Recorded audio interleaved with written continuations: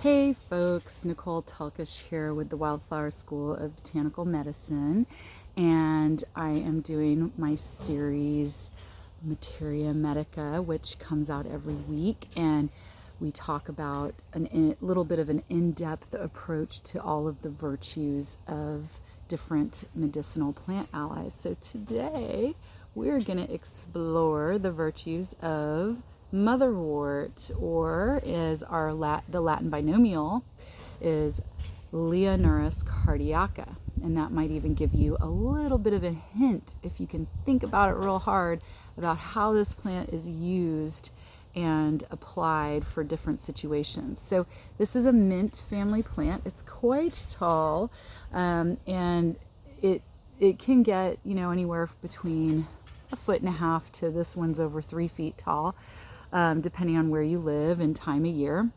And so this is a perennial. It is not native, but it is a perennial, and it is a mint family plant, so it's quite easy to grow. And it comes up and gets really full of flowers and really prolific as it warms up, and it mostly like summertime, I'd say.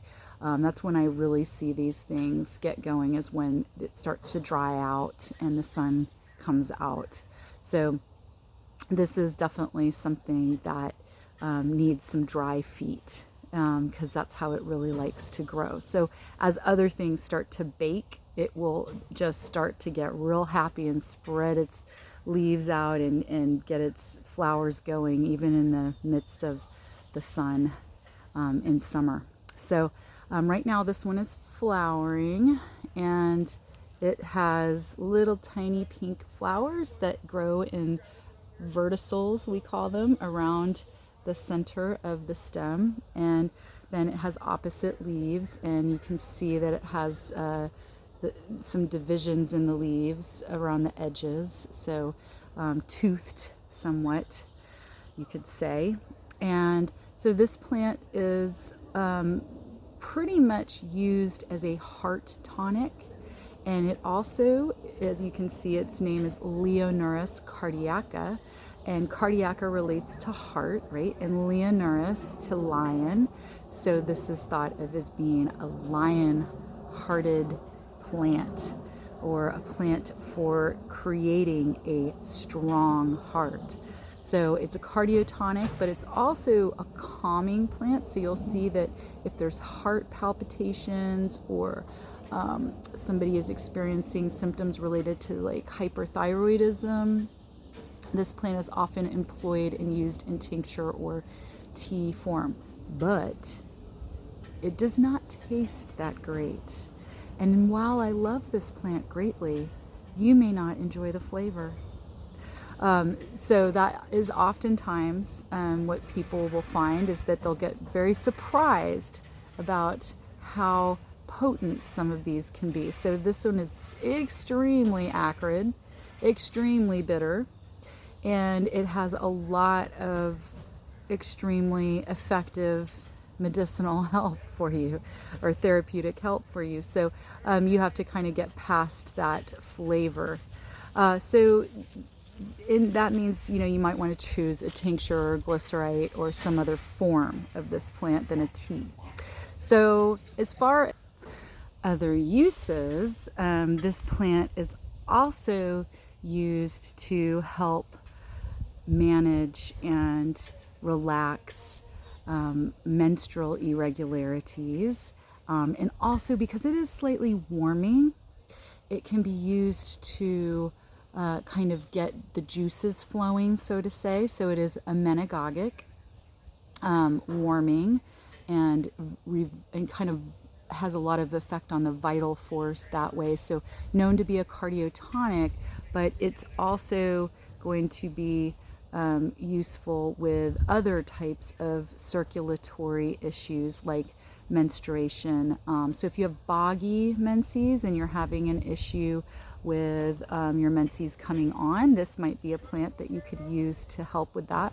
You'll also see that women going through menopause will employ this as a way to help them relax, and especially if you're getting like a lot of surges in hormones that create heart palpitations, this would be a good plant to try. And you know, in an emotional level, this plant can be used as a heart protecting herb as well. So I've seen a lot of herbalists who often do a flower essence, or even drop dosage tincture, just to help with protecting their heart, and especially if you've been feeling a little off or fragile, grief stricken, that sort of thing. So this might be something that you could use as an ally through that time. So many ways to experience this plant: bitter, acrid, and very calming to the heart.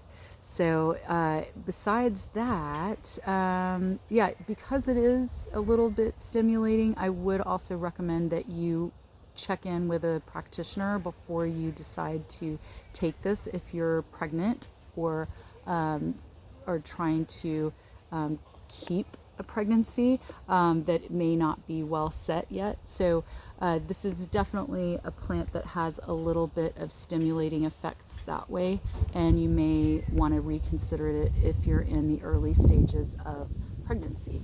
So besides that, I think that's all I have for you today. Lots of stuff can be said. I'm sure I left something out, but I think it's another calming force in our lives. I guess I'll just end with a little bit about growing it. This is an easy plant to grow, and I have a lot of respect for it because it has grown in situations in my garden with very little help in the middle of the deep south in 100-degree weather, without any water or help from me. But it has also died. It has petered out on me before, but it is a trooper. So this is definitely something that can take the heat. I would be careful not to get it too wet because it does like to dry out, and that's when you see, once I see this really kick in once the soil starts to dry. Not when it's still moist. It'll get nice and thick and bushy, but for it to flower, it really seems to want to have that heat, since it's obviously also a warm plant. So as a mint family plant, this is definitely an easy one to start with, and you can find it in many bioregions. So it's not just something for the south or something for the north. So with that, I'm going to leave you. And if you want to find out more about herbs, you can always go to our website, wildflowerherbschool.com. And we have lots of online offerings and free resources for you to continue your study. So have a wonderful, wonderful week or day until I see you again, or you come visit again. Okay, talk to you soon. Signing out.